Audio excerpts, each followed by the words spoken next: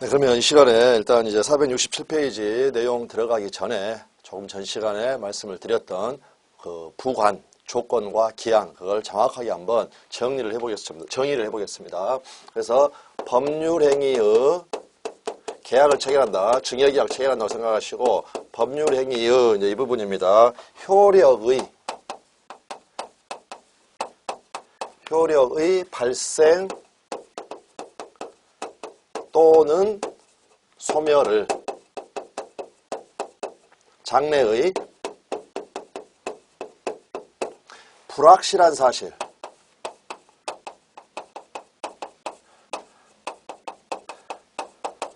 여기에 의존시켰다. 불확실한 사실에 의존. 그렇게 되면 이게 바로 조건이 되겠습니다. 다음에 장래에 확실한 사실. 아까 시기 생각하시면 되겠습니다. 이 확실한 사실에 의존시켰다. 그러면 이것을 기한이라고 한다. 그랬고 이 조건과 기한, 이것들을 우리가 부관이라고 한다. 그럼 여기에서 이제 판례의 부관에 대한 정의, 법률행위의 부관으로서 조건과 기한에 대한 그 부분에 있어서 이제 조건 같은 경우에 어떻게 이야기를 하는 거냐면 여동생 횡령 사건이다. 이렇게 이름을 붙일 수가 있는 사건이 있습니다. 그래서 뭐 이 사건 사실관계가 그렇게 사실관계가 복잡한 게 아니니까 그냥 간단하게 생각하시면 되겠습니다. 여동생이 사고를 친 거죠. 그래서 갑을 여기서 회사입니다. 회사 자금을 횡령을 했기 때문에 오빠하고 합의를 합니다. 그래서 이제 여동생이 그 횡령했던 그 금액을 지급하기로 이렇게 해서 합의를 했다. 그렇게 됐는데 실제로는 어떤 일이 발생해 버렸냐면 그러니까 여동생이 사고를 쳤고 그 다음에 1억 원을 지급하기로 합의를 했다라는 겁니다. 그런데 결국에는 이 여동생이 감옥에 가게 버렸다는 겁니다. 감옥에.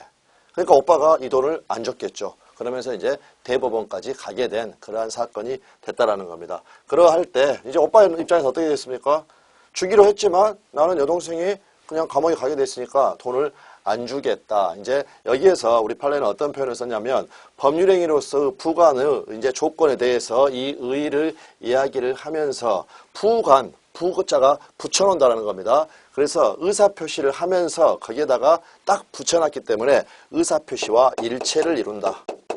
의사표시의 일체를 이루는 한 몸이 된다는 겁니다. 일체를 이루는 내용이다. 이러한 식으로 표현한 겁니다. 시험에 합격하면 자동차를 주겠다. 자동차를 주겠다는 증여 의사표시에다가 붙여놔 버렸기 때문에 의사표시의 일체를 이루는 내용이 된다. 또 어떤 표현도 판례가 쓰게 하면 이건 그냥 이제 붙여놔가지고 같이 일체를 이뤄버렸으니까 의사표시 자체다. 의사표시 자체다. 그래서 이제 여기서 보면은 의사표시는 결국에는 효과 의사하고 표시 행위로 이루어진다라는 겁니다. 그러면 조건도 의사표시 자체니까 결국에는 조건 의사 이것과 플러스 표시로 이루어진다.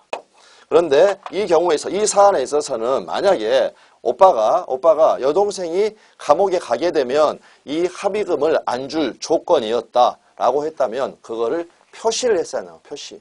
그런데 이게 표시가 되지 않았으니까 이거는 법률행위의 부관으로서의 조건이라고 할 수가 없다. 의사표시 자체니까 조건 의사하고 표시가 있어야 되는데 표시가 안 됐기 때문에 이거는 조건이 아니고 그냥 동기에 불과하다. 이렇게 이야기를 했습니다. 그래서 이제 주의를 하실 것은 조건, 이제 의의 한번 보시겠습니다. 교재 펴십시오. 467페이지 중간. 조건이란 법률행위의 효력의 발생 또는 소멸을, 그래서 거기가 성립이 아니다 이렇게 되어 있죠. 여기가 그래서 이 빨간 것이 되어 있는 겁니다. 시험 지문에서 이거 슬쩍 바꿔가지고 법률행위의 성립 여부를 이런 식으로 나오면 이게 틀린 말이라는 겁니다. 법률행위의 성립 여부를 장래 이렇게 하면 이것은 잘못된 그러한 표현이죠. 시험에 합격하면 주겠다. 증여계약 자체 지금 성립은 했습니다. 성립은 했고 그 다음에 효력의 발생 또는 소멸. 그래서 이제 발생을 의존시켜 놓은 거 이걸 우리가 정지조건, 아까 발생조건이라고 그랬죠. 정지조건. 소멸조건을 해제조건 이렇게 이야기를 한다는 거죠. 그 다음에 발생되는 기한 그걸 우리가 시기. 그 다음에 이제 종기.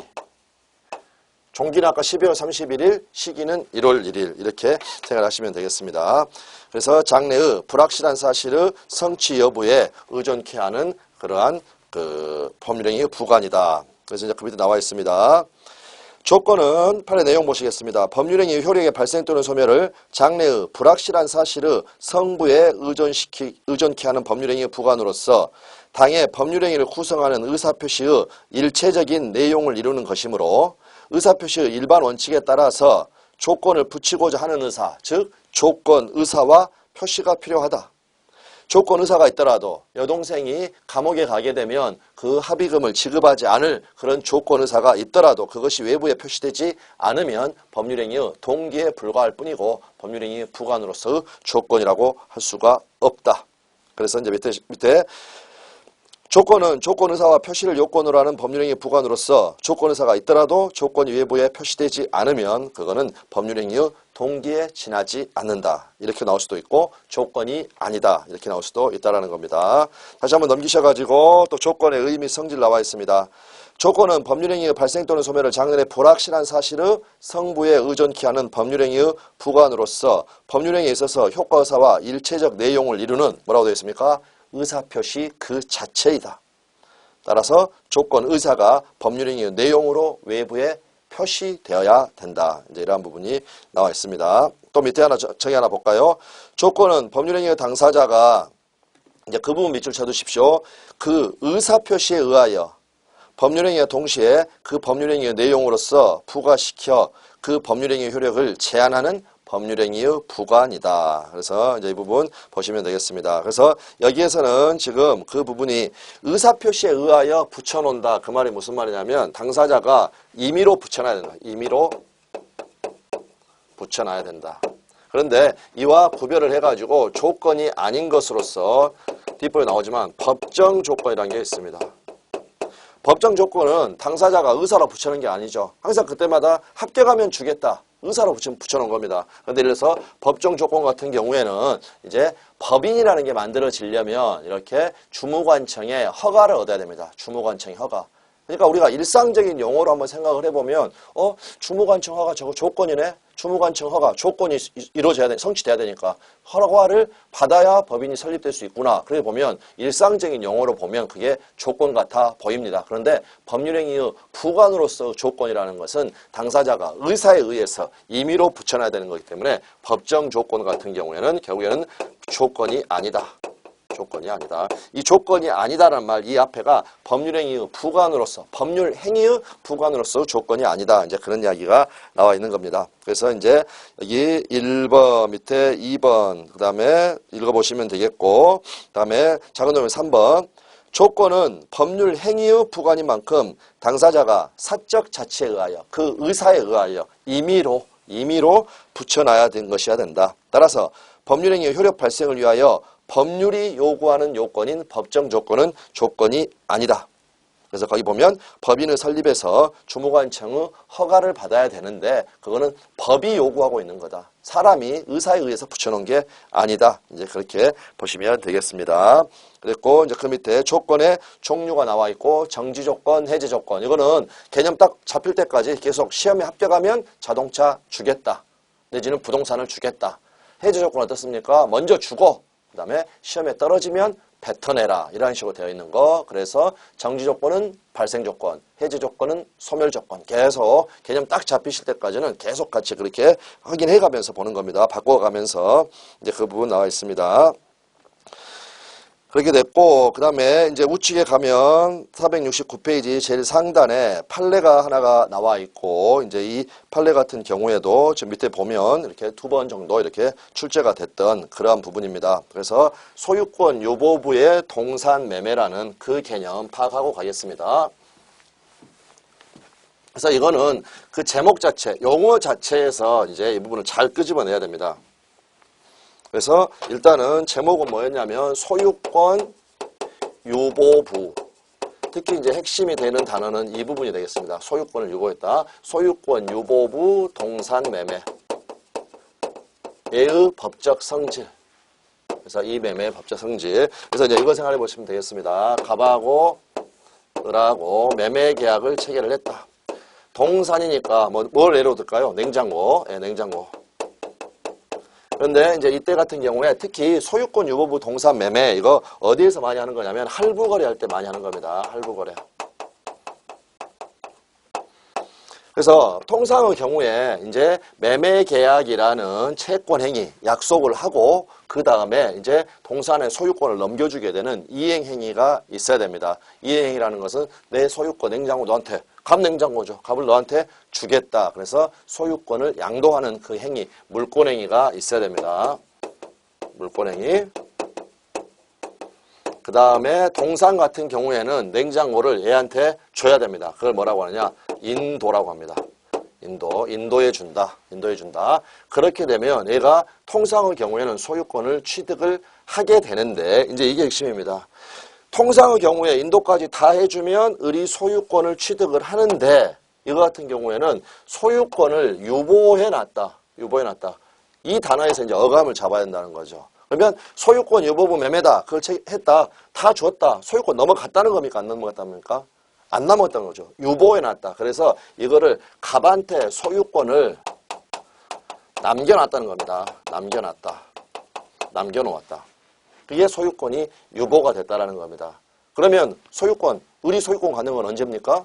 그래서 이제 판례를 보시면 물권자 합의랑 인도 다 했는데 이거 같은 경우에는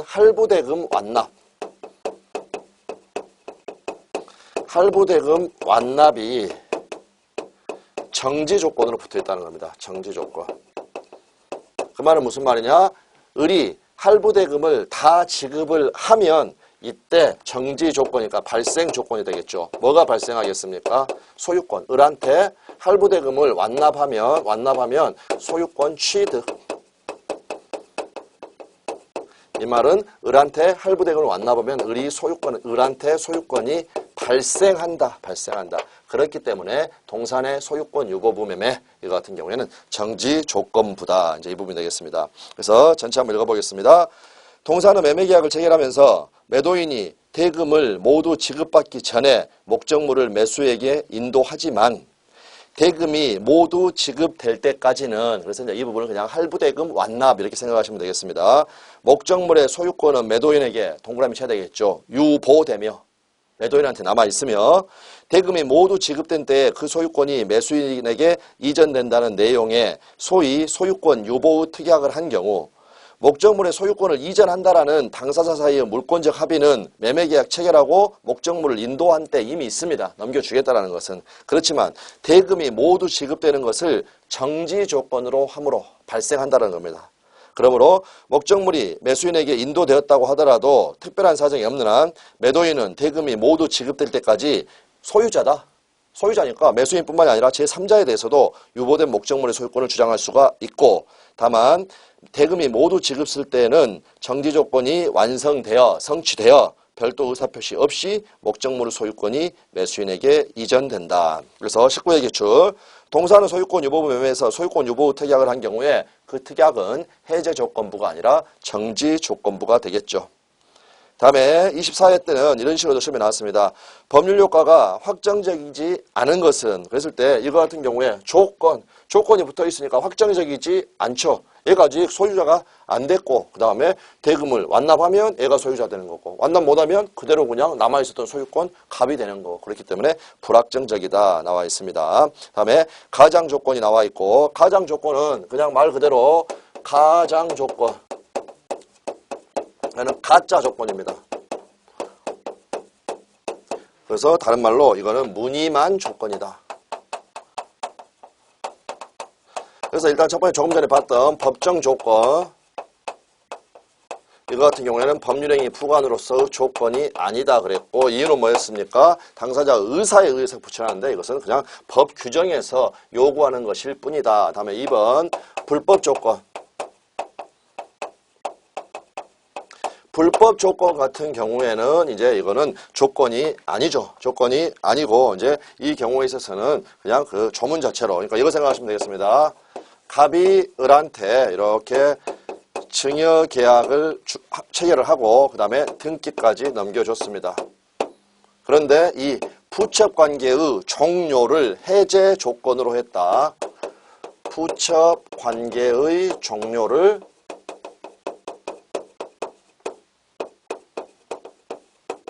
해제 조건으로 했다. 이것도 이제 또 처음 공부하실 때는 말로 느낌이 안 옵니다. 느낌이 안 온다. 그러면 일단은 여기 이거를 앞에보다도 부첩 관계의 종료가 해제 조건이라고 그랬죠. 그러니까 해제 조건의 의미부터 먼저 생각하는 겁니다. 이거는 소멸되는 거죠. 그래서 일단 등기해가지고 을한테 소유권이 같아가 뱉어내라는 겁니다. 이러이러한 일이 생기면 부첩 관계의 종료라는 일이 생기면 성취되면 뱉어내라. 그러면 부첩 관계의 종료는 뭐냐? 얘하고 둘이 부와 첩 관계였다는 겁니다. 부첩 관계. 근데 그게 종료하게 되면, 끝나게 되면 나한테 뱉어내라. 그 말은 무슨 말이겠습니까? 헤어지게 되면 부동산 다시 돌려달라는 겁니다. 그러면 을여 입장에서는 어떻겠습니까? 끝내려고 하더라도 이 부분에 조금 문제가 있을 수가 있겠죠. 자기 소유했던 아파트 다 돌려줘야 되니까. 이러한 식으로 이렇게 불법 조건이 붙어있는 이 법률 행위는 효과는 어떻게 되느냐. 이 조건만 무효냐 아니면 증여계약, 법률 행위 전체가 무효냐. 전부 무효다. 전부 무효. 그래서 이제 이 부분이 시험에 아주 자주 나왔던 그러한 부분입니다. 그래서 이것도 차근차근 이제 문제 하나씩 여러 번 접하면서 알 수 있는 그런 부분입니다. 두 번째 줄. 그러니까 판가로 2번에 불법 조건에서 두 번째 줄 보시면 됩니다.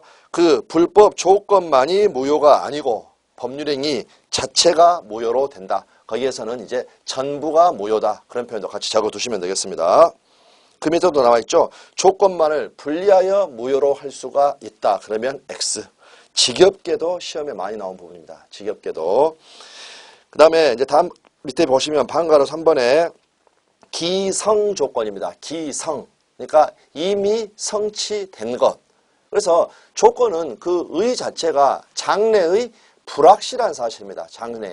장래의 불확실한 사실인데 이거는 이미 성취된 것. 장래의 사실도 아니죠. 불확실하지도 않죠. 그렇기 때문에 이거는 이제 조건이 아니다. 조건이 아니다. 그랬고 이제 이 부분 같은 경우에는 이렇게 자주 시험에 나오는 그러한 조문 문제가 되겠는데 그 같은 경우에는 그 이해보다는 일단은 그대로 그 공식을 암기해 두시는 게 가장 편한 그러한 부분입니다. 그래서 이제 조건 같은 경우에는 정지 조건이 있고 그다음에 해제 조건이 있죠. 그런데 이러한 조건이 이제 기성 조건, 이미 성취된 것일 수도 있고 그 다음에 불능 조건 이렇게 표를 만들고 그러니까 정지 조건은 뭐냐면 이미 성취된 것. 죄송합니다. 기성 조건은 뭐냐면 이미 성취된 것. 조문에는 그렇게 표현되어 있습니다. 이미 이루어진 것. 그 다음에 이거는 이미 성취할 수 없는 것. 할 수 없는 것. 그러니까 불능. 이미 성취할 수 없게 확정되어 있는 것. 그래서 이제 이거 같은 경우에는 일단은 플러스 마이너스 그걸 붙여가지고 곱셈하는 겁니다. 그래서 수학은 아니죠. 그냥 산수죠. 산수. 그래서 정지 조건을 플러스로 할까요? 해제 조건을 마이너스로 할까요? 그것부터 일단. 정지 조건 발생되는 거죠. 성취되면. 그러니까 얘를 플러스. 해제 조건은 소멸돼 버리는 거죠. 그러니까 마이너스. 그 다음에 기성 조건 이미 성취된 것 이거 플러스. 불능 조건 마이너스 이렇게 붙여놓고 그 다음에 곱셈을 하는 겁니다. 플러스 곱하면 플러스가 나오고 플러스 마이너스 곱하면 마이너스가 나오고 마이너스 플러스 곱하면 마이너스 나오고 마이너스 곱하면 플러스가 나옵니다. 그러면 이렇게 마이너스가 나오면 이거를 무효다 이렇게 읽어주시면 되고 플러스가 나오면 조건 없는 법률행위다. 이렇게 정리를 하면 되겠습니다. 그래서 이제 그 한번 보시면 기성 조건에서 이러한 기성 조건이 플러스 정지 조건이면 플러스 곱해서 어떻습니까? 플러스가 나오니까 조건 없는 법률행위고 그 기성 조건이 해제 그러니까 기성조건이 정지조건이면 조건 없는 법률행위가 되고 이 기성조건이 해제조건이면 마이너스 플러스 곱했으니까 마이너스가 된다. 그래서 이제 기성조건은 이렇게 처리를 하고 끝나고 다음 밑에 방과후 4번에 불능조건이 나와 있습니다. 그래서 불능조건은 어떻게 됐습니까? 마이너스였죠. 그게 정지조건이면 플러스 마이너스 곱해서 마이너스가 나오니까 무효가 되고 불능조건이 해제조건으로 되어 있다. 마이너스 곱하니까 플러스. 그러면 조건 없는 법률행위가 된다. 그래서 이제 이 조문 자체로 해가지고 자주 나왔던 그러한 부분이니까 이 부분은 이제 일단은 지금 큰 의미를 두지 마시고 왜냐하면 그냥 시험 자체에서 문제로 풀면서 플러스 마이너스 계산 계속 해보면 됩니다. 그래서 이 표로만 해가지고 플러스 곱하고 플러스 나오면 이거는 조건 없는 법률행위, 마이너스 나오면 무효다 이렇게 붙이시면 되겠습니다. 다음에 이제 밑에 3번 조건을 붙일 수 없는 법률행위. 그래서 이거는 위에 1번은 쭉 읽어보시면 되고 작은 동그라미 하면 2번에 단독행위에는 원칙적으로 조건을 못 붙입니다. 그 이유만 한번 생각을 해보시면 되겠습니다. 단독행위는 일방적인 의사표시에 의해서 법률관계가 형성되게 됩니다. 그런데 거기에다가 만약에 또 장래의 불확실한 사실을 조건으로 붙여놓으면 상대방의 지위가 더 불안정해진다. 지나치게 불안정해진다. 그러므로 이 경우에 있어서는 원칙적으로는 조건을 붙일 수가 없고 우리 시험에 나왔던 것은 네 번째 줄 정도 보시면 상대방의 동의가 있다. 상대방의 동의가 있다. 그러면 상대방이 동의했으니까 뭐 불안정하고 그런 거 자기가 감수한다고 했다라는 거죠. 그렇기 때문에 이때에는 예외가 된다. 예외가 된다. 이제 그 부분 나와 있습니다. 그래서 상대방에게 이익이 되는 채무 면제 이러한 것들에는 조건을 붙일 수가 있다. 그 다음에 보면 판례가 나와가지고 일정한 기간 내에 이행이 없으면 계약을 해지하겠다라는 정지조건부 계약 해제. 이걸 우리가 이제 계약법에서 계약 해제를 배우면서 설명을 드려야 되는 그러한 부분이니까 정지조건부 계약 해제 유효하다. 거기다가 이렇게 표시만 해두시면 되겠습니다. 그랬고 결국에는 이제 시험에 자주 나오는 것은 471페이지에 나와 있는 판례입니다. 조건부 법률행위에 있어서 조건의 내용 자체가 무효다. 이게 바로 이제 불법 조건에 해당하는 그 경우고, 그다음에 조건을 붙이는 것이 허용되지 않는 경우, 조금 전에 봤던 대표적인 단독행위 같은 경우에 그때 조건만 무효냐, 아니면 법률행위 전부가 무효냐, 법률행위 전부가 무효다. 이제 그 부분 확인하시고 밑에 그 문제 각각 2개 이렇게 특별히 어려운 부분 없으니까 그대로 풀어보시면 되겠습니다. 조건만 분리해서 무효로 할 수가 없고 전부가 무효다. 근데 이제 그 밑에 2014년도 변리사 문제 한번 보겠습니다. 조건을 붙이는 것이 허용되지 않는 법률행위에 조건을 붙였다. 그러면 조건만 분리해서 무효로 할 수도 없는데 여기서 무효로 할 수도 있고 법률행위 전부를 무효로 할 수도 있다. 이렇게 만들었으니까 잘못됐습니다. 조건만 분리해서 무효로 할 수는 없고 전부가 무효가 된다. 이렇게 보시면 되겠습니다. 다음에 조건의 성취와 불성취 나와 있고 그래서 이제 의 나와 있고 읽어보시면 되고 그 다음에 그 밑에 양가로 2번에 조건의 부당한 불성취 그러니까 반칙을 써가지고 이거 반칙 쓰지 말라는 겁니다. 근데 반칙을 써서 조건을 성취시켰다라든지 반칙을 써가지고 조건을 성취를 방해했다라든지 그러면 어떻게 될 것인가. 그래서 150조 조문 그대로 이걸 읽어보시면서 이제 그 느낌만 빨리 오면 된다라는 거죠. 그래서 아내한테 시험에 합격하면 자동차를 주겠다 이렇게 했습니다. 그러면 조건의 성취로 불이익을 받을 당사자는 남편이겠습니까? 아내겠습니까? 남편이 되겠죠. 이익을 받는 당사자가 아내, 시험에 합격하면 자동차 받으니까. 근데 시험에 합격하게 되면 자동차 사주려면 돈 들어가죠. 그러니까 불이익을 받을 당사자. 그래서 조건의 성취로 불이익을 받을 당사자 남편이 신의성실에 반하여 조건의 성취를 방해했다. 그러니까 공부하는 거 방해했다는 겁니다. 인터넷으로 그냥 게임이나 하고 술판이나 벌리고. 그럴 때 상대방 아내는 그 조건이 성취된 것으로 주장할 수가 있다. 이 항을 보시면 조건의 성취로 이익을 받을 당사자가 즉 아내가 신의성실에 반하여 조건을 성취시켰다. 반칙을 써서 시험에 합격했다. 대리시험을 봤다라든지 그런 일은 없겠습니다만 그랬을 때 상대방 남편은 그 조건이 성취되지 않은 것으로 주장할 수가 있다. 그래서 이제 시험 같은 경우에는 1항하고 2항을 있다 없다를 바꿔놓습니다. 바꿔놓으니까 이거 자체를 이렇게 어느 정도 익숙해질 때까지는 이익을 받을 당사자 자리에 아내, 그다음에 불이익을 받을 당사자 자리에 남편을 집어넣고 문장 자체가 매끄럽게 읽어지면 그 문장이 맞는 게 되겠습니다.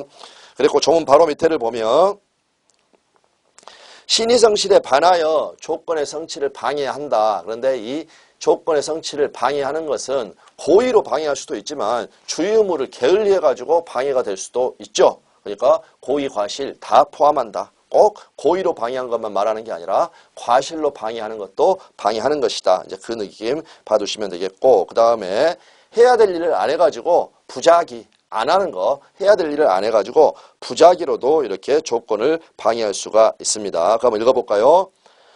조건의 불성취로 의무를 면하게 될 자가 신의 성실에 반하여 조건 성취를 위하여 자기가 이행하여야 할 의무를 불이행한 경우. 그래서 남편이 어차피 어떻습니까?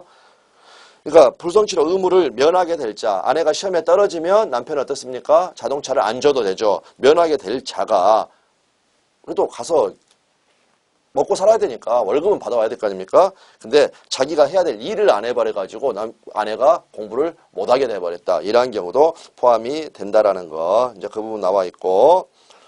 그 다음에 밑에 판례는 이제 두 개는 같은 경우입니다. 그래서 결국에는 어떤 경우냐면 이제 이 판례 사항 가지고 시험이 이렇게 좀 자주 나왔던 그러한 부분인데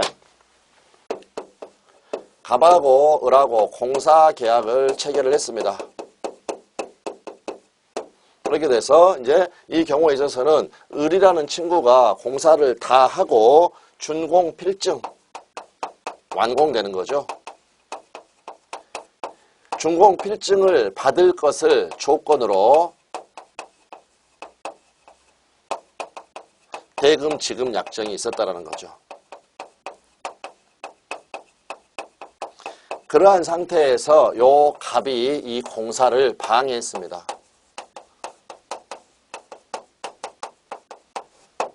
그러면 준공 필증을 받게 되면 이 친구 같은 경우는 대금을 지급을 해야 되니까 이제 불이익을 받을 당사자가 되겠죠. 불이익을 받을 당사자가 공사를 방해를 해서 준공 필증이 떨어지는 이 조건의 성취를 방해했다. 그러면 을 같은 경우에는 조건이 성취된 것으로 주장할 수 있다. 그런데 여기에서 주장할 수 있다. 조문에는 이렇게 되어 있는데 우리 판례는 이 경우에 있어서 그냥 의제된다 해가지고 의제되는 시점, 조건이 성취된 것으로 준공 필증을 받았다는 것으로 의제되는 시점은 언제인가 이렇게 나와 있고, 이제 이 부분에 대해서 판례는 신의 측에 반하는 행위, 신의 성실에 반하는 행위, 반칙이 없었더라면 이 준공 필증을 받았을 것이라고 추산되는 시점이다. 여기서 가장 핵심 단어는 추산되는 시점입니다. 그리고 이제 그 밑에 예를 들어서 방해 행위 시점이다. 이게 아니라는 거죠.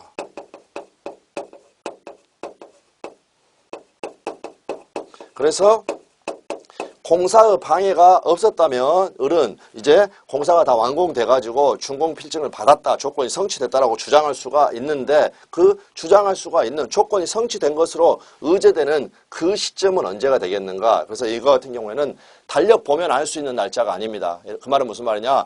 증인 불러 모아보고 다 해가지고 달력보면 알 수 있는 날짜. 이 갑이 언제부터 공사를 방해했는지 증인 모아가지고 달력보면 언젠지 알 수 있겠죠. 그런 날짜가 아니다. 결국엔 그건 법원이 판단하겠다. 알 수 없는 날짜. 추산되는 시점이다. 추산되는 시점이다.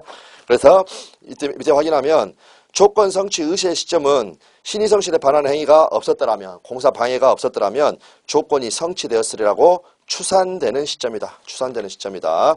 네, 이제 그 부분 넘겨보시면 되겠고, 그 다음에 이제 조건부 법률행위로서 효력이 나와 있습니다. 그랬고 어떤 표현이냐면 기대권으로서의 조건부 권리. 시험에 합격하면 자동차 주겠다. 엄청난 기대권이죠. 그러니까 여기서는 뭐만 생각하시면 되냐면 조건부 권리도 권리냐.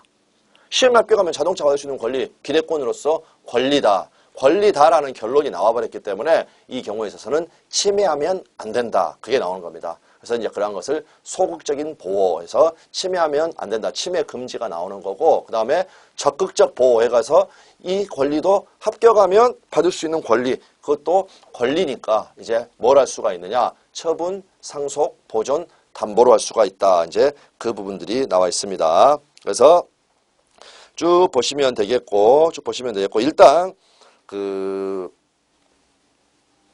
조문 자체로 해가지고 우측에 먼저 지적을 먼저 하겠습니다. 473페이지에 상단에 작은 동그라미 2번에 처분 등의 인정 해가지고 조건부의 권리 의무는 일반 규정에 의하여 동그라미 치십시오. 처상보담, 처분, 상속, 보존, 담보로 할 수가 있다. 그 다음에 보존 밑에다가는 예를 하나 적어두고 여기다가 가등기. 물권법에 가면 요 가등기 부분을 할 때 이거 가지고 설명을 드릴 거니까 보존하는 행위의 대표적인 게 바로 가등기다. 그 정도만 적어두시면 되겠습니다.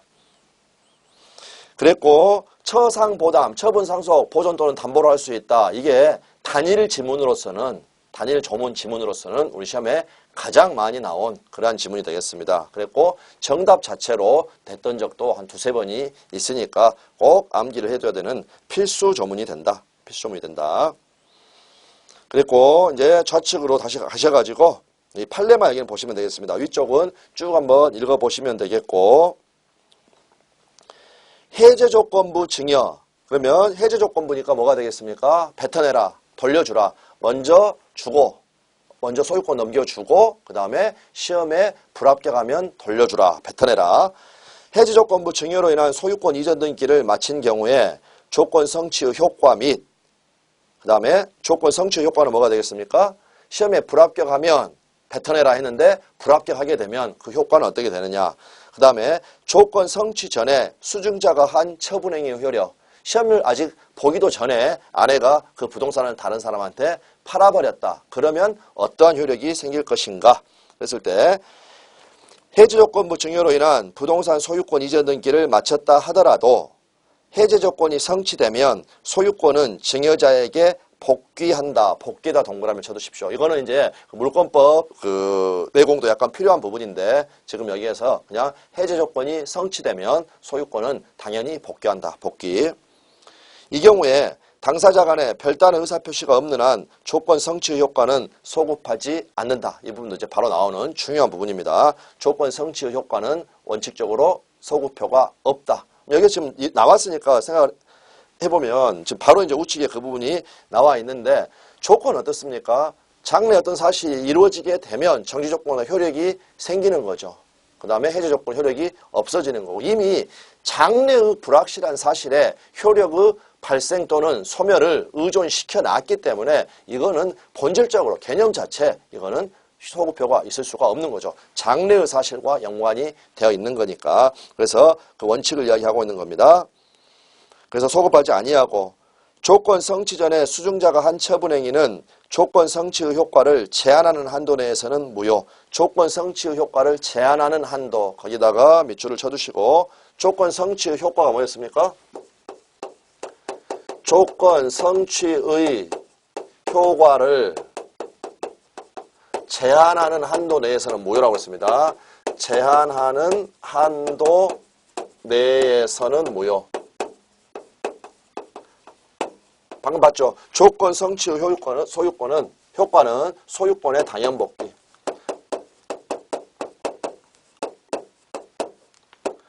시험에 불합격하게 되면 소유권이 남편에게 돌아가야 되는데 그거를 돌아가지 못하게 제한하는 한도 내에서는 무효다. 그 의미가 되겠습니다. 무효다. 다만 이 조건이 등기가 되어 있으면 모를까. 외부적으로 나타난 바가 없는데 그냥 아내가 소유자라고 다른 사람들은 생각할 수밖에 없죠. 만약에 이게 해제 조건부로 준 거다. 시험에 떨어지면 돌려받기로 하고 한 거다. 등기가 되어 있다면 모를까. 그렇지 않다면 처분행위로 인하여 권리를 취득한 제3자에게 위 무효를 대항할 수가 없다. 제한하는 한도 내에서는 무효였는데 그 무효를 대항할 수가 없다. 이제 이렇게 되는 그러한 부분이 되겠습니다. 그 다음에 우측에 가셔가지고 조건 성취의 효과가 나와 있습니다. 정지 조건이 있는 법률행위는 조건이 성취한 때로부터 효력이 생긴다. 발생. 해제 조건이 있는 법률행위는 조건이 성취한 때로부터 그 효력을 잃는다. 모두 다 조건이 성취한 때로부터 그러니까 이거는 장래의 사실일 수밖에 없습니다. 하는데 이제 3항 당사자가 조건 성취의 효력을 그 성취 전에 소급하게 할 의사표시를 한 때에는 그 의사에 의한다. 그래서 이걸 전부 다 줄이면 결국에는 소급하기로 특약은 가능하다. 당사자 의사에 따른다라는 겁니다. 그래서 여기에서는 조건 성취의 효과, 원칙과 예외 방금 조문 구조로 잘 알아두시면 됩니다. 조건 성취의 효과, 원칙 소급해 있습니까? 없습니까? 원칙 비소급. 왜 그렇습니까? 이유는 조건이라는 것 자체가 장래의 사실과 연관된 거니까. 장래에 가서 그게 성취되겠죠. 장래에 성취되든 불성취되든. 근데 예외가 있다. 이 예외가 있다라는 것이 아주 중요합니다. 그랬고 이제 이 예외 같은 경우에는 어떻게 표시해 두시면 되냐면 원칙적으로 소급하지 않는데 소급하기로 특약하는 게 가능하다. 그래서 소급 특약 가능 이렇게 해두면 되겠죠. 그런데 이제 여기에서 미리 그냥 같이 알아둬 버릴 게 더 중요한 건 뭐냐면 이제 조건 말고 발생 사실이 확실했던 거 뭐였습니까? 기한이 있었죠. 기한. 아까 시기 종기 내년 1월 1일부터 12월 31일까지 뭐 임대차 이런다. 이 기한 같은 경우에는 소급 특약을 할 수가 없습니다. 그래서 이것은 절대적 불소급. 당사자가 소급하기로 의사로 약정할 수가 없다. 절대적 비소급. 이거는 그것만 생각하시면 됩니다. 시간을 사람의 힘으로 이거 기한 이거를 당길 수는 없다. 당겨버릴 수는 없다. 만약에 이거를 당사자의 의사에 의해서 소급 특약이 가능하게 해버린다면 기한이라는 것 자체가 아무런 의미가 없어져 버린다는 겁니다. 그래서 이제 그 조문 밑에 보시면 조건 아까 우리 봤습니다. 조건 의사와 표시가 필요한데 표시되지 않으면 그건 동기에 불과하다. 동기에 불과하다. 그 다음에 이제 증명 책임이 나와 있습니다. 증명 책임 같은 경우에는 지금 말씀드린 이것만 가지고 생각하시면 되겠습니다. 갑하고 을하고 증여 계약을 체결했습니다. 남편, 아내. 그 다음에 여기에 시험에 합격하면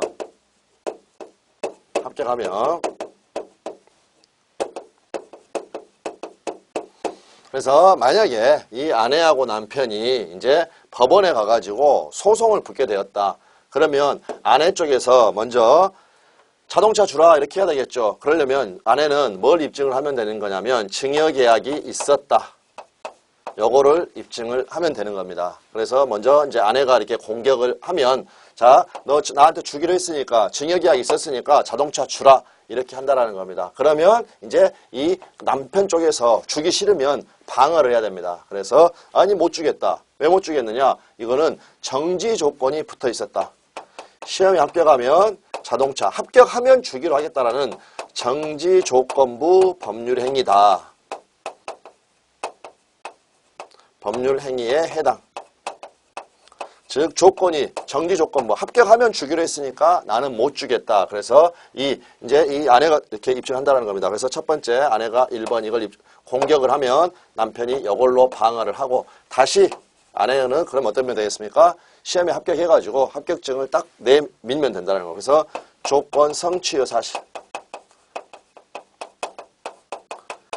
조건 성취 여부 이러한 부분은 이 아내가 입증을 하게 된다. 이렇게 봐주시면 되겠습니다.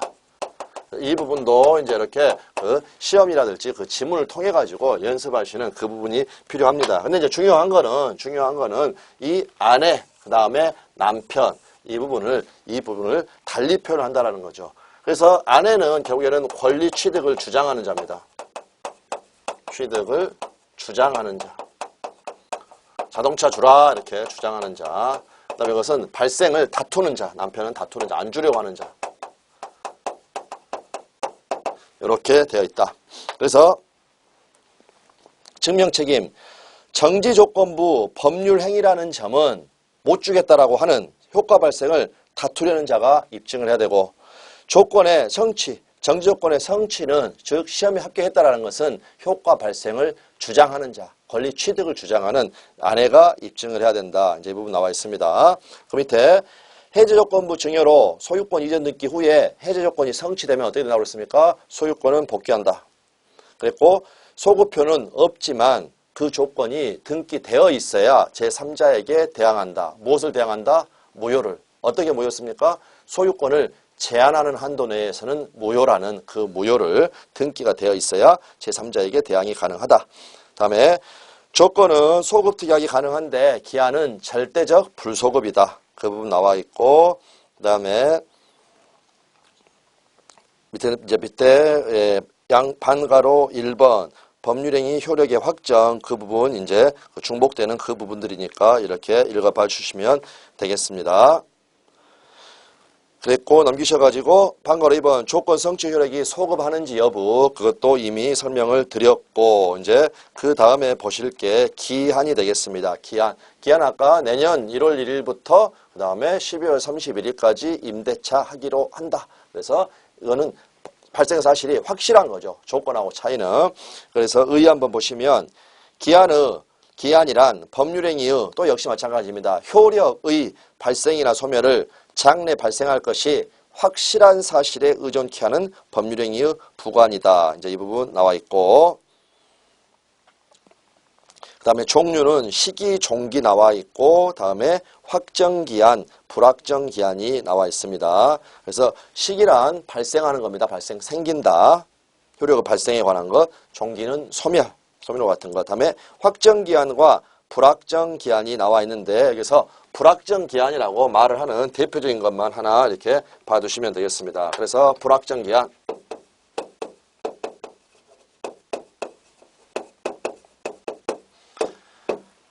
아까 우리가 정지조건부에서 시험에 합격하면 주겠다. 그런데 시험에 합격할지 안 할지 이거는 불확실한 사실이었죠. 그런데 불확실한 기한 같은 경우에는 A가 사망하면 자동차를 주겠다. 이렇게 이야기를 했다면 A가 사망한다라는 사실, A가 발생하는 것은 확실하죠.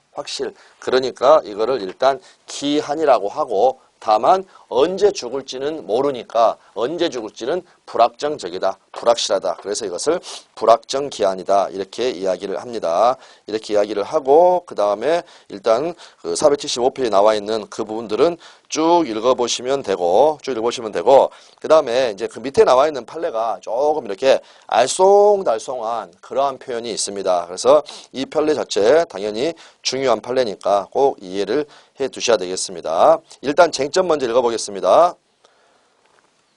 부관이 붙은 법률행위에 있어서 부관이 정지 조건인지 불확정 기한인지를 판단하는 기준 및 이미 부담하고 있는 채무 변제에 관하여 일정한 사실이 부관으로 붙여진 경우에 그 부관의 법적 성질은 어떻게 되는가. 그래서 이러한 문제가 왜 발생하게 되는가 이거 한번 생각해 보겠습니다.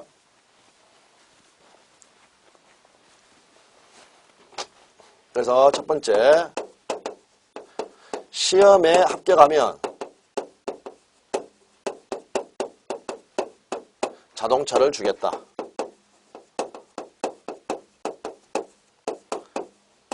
자, 이건 아까 우리가 결론을 이야기를 했습니다. 이건 정지 조건이었습니다. 정지 조건. 그런데 예를 들어서 이제 여러분이 친구한테 돈 1,000만 원을 빌린 게 있다라는 겁니다. 그랬더니 친구가 그럽니다. 너 돈 언제 갚을래? 이렇게 물어봅니다. 그래서 여러분이 이제 어떻게 갚기로 했느냐? 시험에 합격하면 갚을게. 시험에 합격하면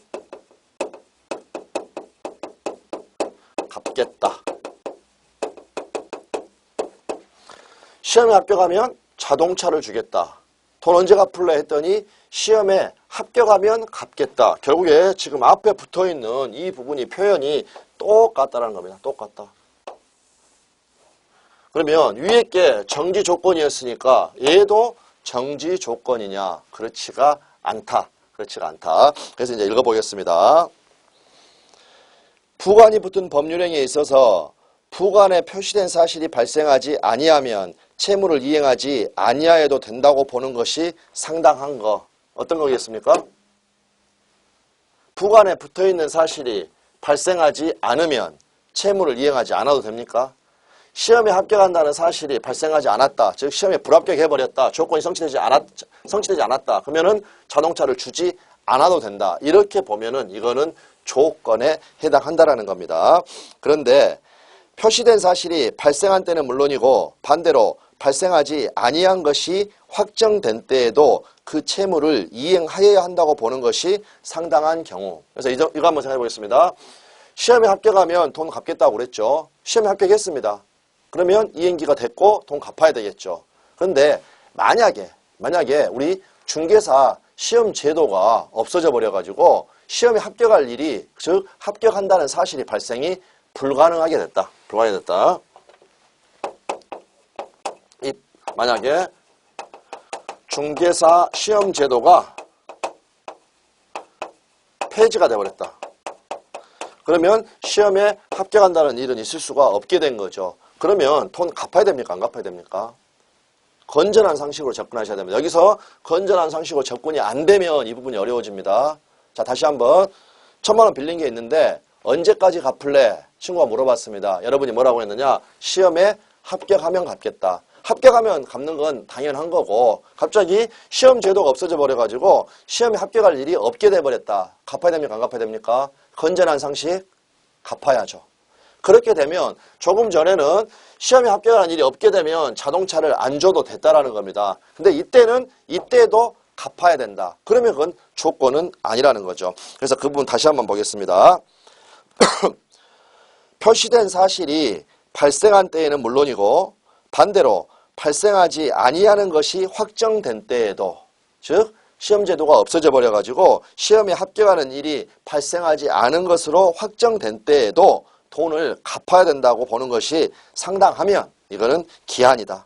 그 중에서도 표시된 사실의 발생 여부가 확정되는 것을 불확정 기한으로 정하는 것으로 보아야 된다. 따라서 이미 부담하고 있는 채무 변제에 관하여 일정한 사실이 부관으로 붙어진 경우에는 이미 부담하고 있는 채무, 이미 돈 빌렸죠. 거기에 대해서 변제에 관하여 일정한 사실이 시험에 합격하면 그게 부관으로 붙어진 경우에는 특별한 사정이 없는 한 그거는 변제기를 유예해 준 것으로서 그 사실이 발생한 때, 시험에 합격한 때 또는 발생하지 아니하는 것으로 확정된 때의 기한이 도래한다. 그래서 이 경우에 돈을 갚아야 된다.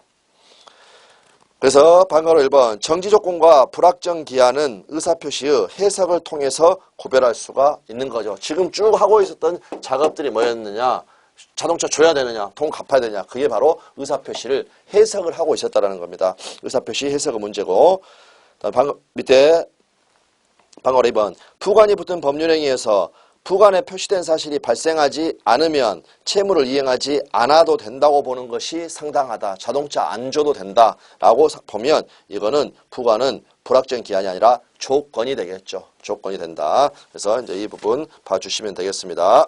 다시 한번 넘기셔가지고 476페이지에 불확정한 사실이 발생한 때를 이행기로 정한 경우에 그 기한의 도래 여부에 대한 판단. 당사자가 불확정한 사실이 발생한 때를 이행기한으로 정한 경우에 있어서 그 사실이 발생한 때는 물론 그 사실의 발생이 불가능하게 된 때에도 이행기한은 도래했으니까 돈 갚아라. 돈 갚아라. 그래서 20회 지문 똑같은 내용이니까 살펴보시면 되겠습니다. 다음에 그 밑에 기한부 법률행위의 효력이 나와 있습니다. 그래서 기한 도래 전의 효력. 뭔가 좀 비슷한 거 있었죠. 조건 성취. 그게 아직 되기 전에 그때의 효력. 그때에도 역시 권리다. 그러니까 이거 다른 사람들이 침해하면 안 된다. 또 역시 권리니까 처상보담, 처분상속 보존 담보를 할 수가 있다. 그래서 밑에 양가로 이번에 조문 확인하겠습니다. 기한 도래의 효과. 시기 있는 법률행위는 기한이 도래한 때로부터 그 효력이 생긴다. 종기 있는 법률행위는 기한이 도래한 때로부터 그 효력을 잃는다. 차이점 저기 두 페이지 앞으로 가셔가지고 473페이지 147조하고 이 152조 조문의 차이점을 보면 조건 같은 경우에는 1항, 2항 그 밑에 3항이 있었죠. 소급 특약이 가능하다라는 3항이 있었는데 다시 앞으로 와보시면 기한은 그 소급 특약이 가능하다라는 사망이 없다라는 거. 그래서 기한 도래의 효과는 절대적 불소급, 절대적 비소급 이렇게 이야기하는 겁니다. 그래서 밑에 이제 나와 있는 내용은 쭉 말씀을 드렸으니까 보시면 되겠고, 네, 그렇게 보시면 되겠습니다. 그랬고 477페이지에 한 네 번째 줄 오시면 세 번째 줄 그리고 기한의 효력은 어떠한 기한이든 기한 도래 시부터 생기며 절대로 소급효가 없다. 그래서 절대적 불소급. 당사자가 소급효 특약을 해도 마찬가지다. 그래서 기한의 소급효를 인정을 한다면 기한이 무의미해진다. 그래서 세월은 사람의 힘으로 땡길 수가 없다. 이렇게 해두시고 그 다음에 이제 다음 시간에 기한의 이익부터 이렇게 보도록 하겠습니다.